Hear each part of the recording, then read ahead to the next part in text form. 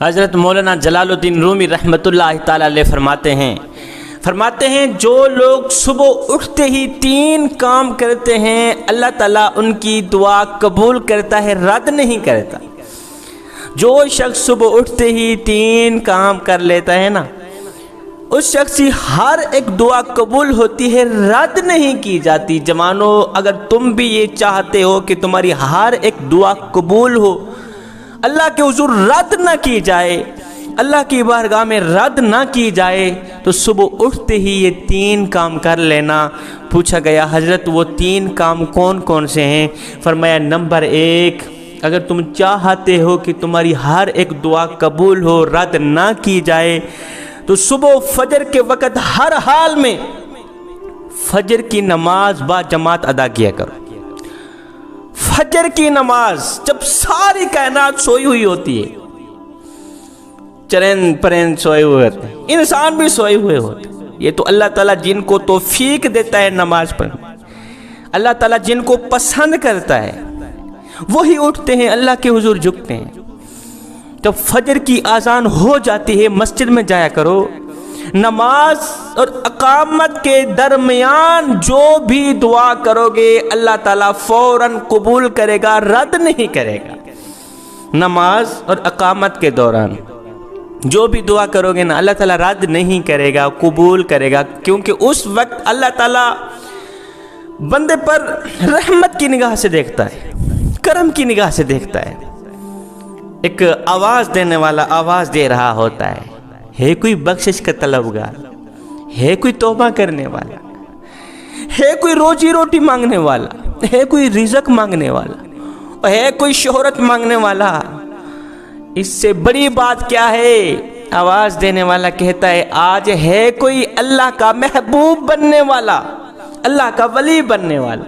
پھر آ جاؤ نا اپنے کریم رب کی چوکھٹ پر، فجر کا وقت ہے، ساری کائنات سوئی ہوئی ہوتی ہے، بس وہی جاگ رہے ہوتے ہیں جو اللہ کے محبوب بننا چاہتے ہیں، بس وہی جاگ رہے ہیں، ساری کائنات سوئی ہوئی ہے۔ فرماتے اگر تم چاہتے ہو تمہاری ہر ایک دعا قبول ہو تو فجر کی نماز با جماعت ادا کیا کرو، اور نماز اور اقامت کے درمیان اللہ کے حضور، اللہ کی بارگاہ میں رو رو کے گڑ گڑا کے جو بھی دعا کرو گے اللہ تعالیٰ قبول کرے گا، رد نہیں کرے۔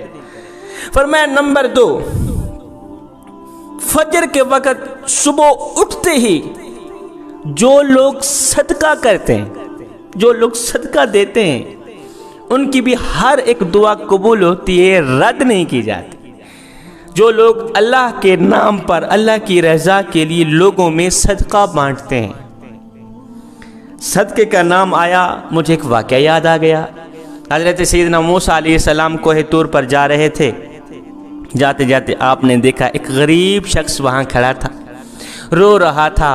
پوچھنے لگا حضرت کہاں جا رہے ہیں؟ کہا جی کوہ طور پر جا رہا ہوں، اللہ سے باتیں کرنے کے لیے، اللہ سے ہم کلام ہونے کے لیے۔ اچھا کوہ طور پر جا رہے ہیں، اللہ کو میرا سلام دینا، اور ساتھ میں کہنا وہ جو تیری دھرتی کا بوجھ ہے نا، غریب شخص ہے نا، دکھوں کا مارا، پریشانیوں کا مارا، تکلیفوں کا مارا، دردوں کا مارا، بس اس کے درد ختم کر دے، اس کی پریشانیاں ختم کر دے، میرے حصے کا، میرے نصیب کا جو بھی رزق ہے، روزی روٹی ہے، مجھے اکٹھا ہی دے دے، بعد میں کچھ نہ دینا، مجھے اکٹھا دے دے۔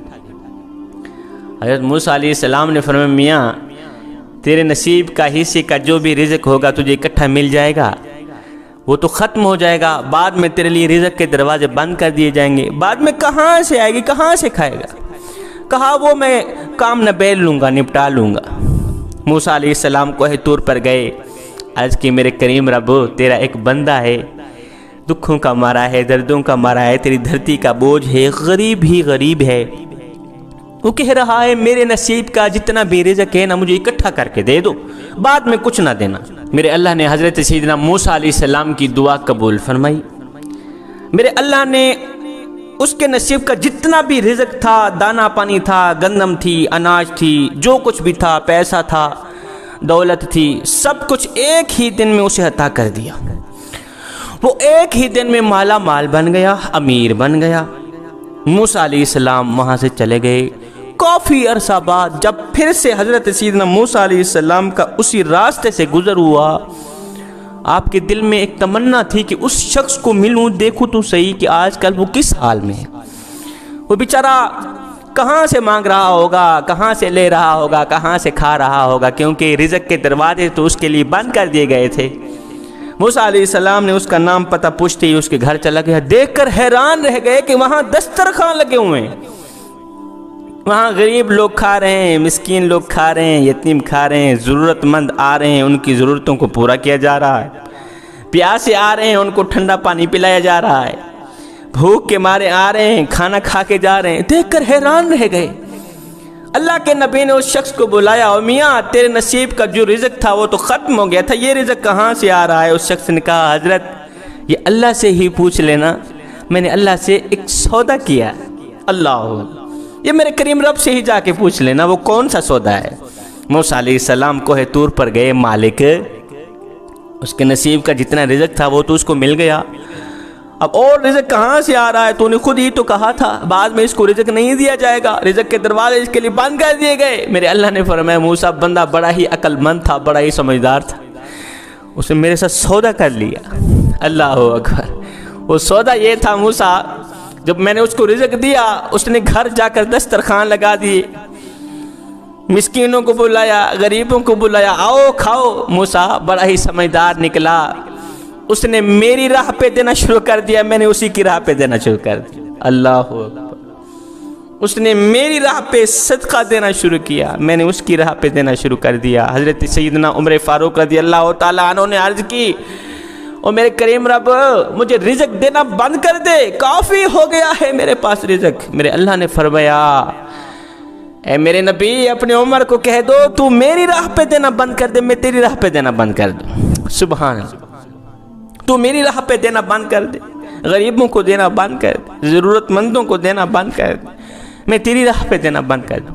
جب تک تو میری راہ پہ دیتا رہے گا، مٹھی کھولے رکھے گا، ہتھیلی کھولے رکھے گا، ضرورت مند آتے رہیں گے، وہ یہاں سے اٹھا کے جاتے رہیں گے، میں یہاں پہ رکھتا رہوں۔ فرمایا دوسرا وہ شخص جو صبح سویرے اٹھ کر صدقہ کرتا ہے۔ ہر کسی کی اپنی ایک طبیعت ہوتی ہے نا، آپ بھی اپنی طبیعت بنا لو، صبح سویرے اٹھا کرو، باقی نہیں پرندوں کو دانا ڈالا کرو، یہ بھی صدقہ جاری۔ فرمایا نمبر 3، جو شخص صبح سویرے اٹھتے ہی محبت بھری نظروں سے، پیار بھری نگاہوں سے اپنے والدین کا چہرہ تکتا ہے، سبحان اللہ، محبت کی نگاہوں سے والدین کو دیکھتا ہے، ان کا چہرہ دیکھتا ہے، ان کی زیارت کر کے اللہ کی بارگاہ میں جو بھی دعا کرتا ہے اس کی دعا قبول کی جاتی ہے، رد نہیں کی جاتی۔